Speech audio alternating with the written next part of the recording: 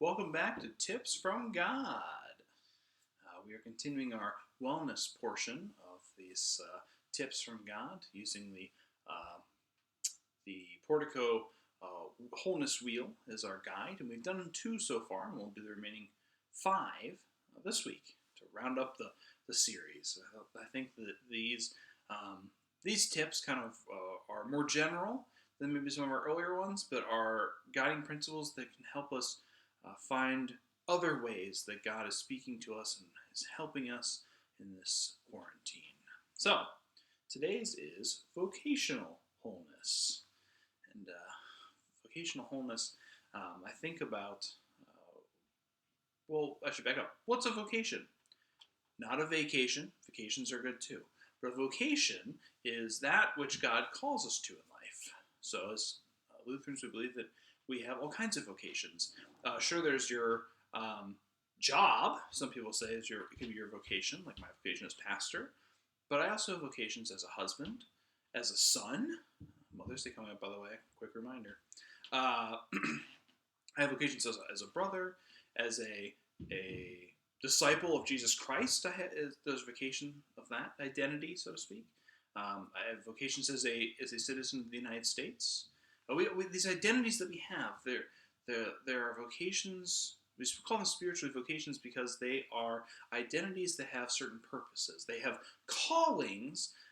So, for example, as the vocation as a U.S. citizen, I am called to vote.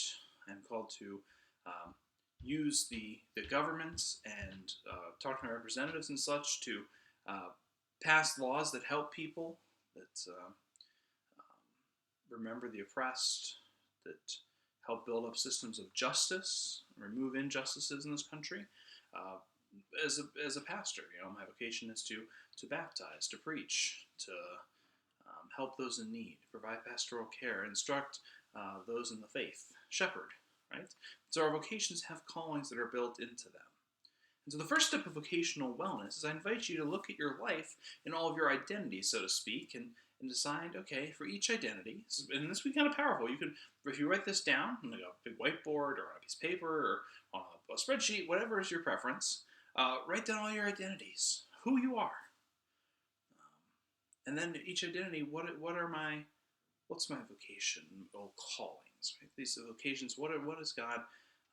How am I proclaiming God's goodness and grace through each of these? Right? There's a famous quote that might be Martin Luther. There's some debate on that if it's Martin Luther or not, but it's attributed to Martin Luther that the shoemaker doesn't put a cross in each one of his shoes, but yet the good news of Christ is proclaimed through his good work. Anyway, so the passage for us, I use Jeremiah 29, which is a famous passage, Jeremiah 29.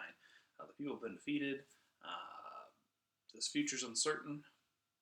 Future uncertain might ring a bell right now. And God says, surely you will know the plans that I have for you. It's a famous passage. I am not one to take one out of context, but I will say, in context, this is a vocational calling. God does have plans for us.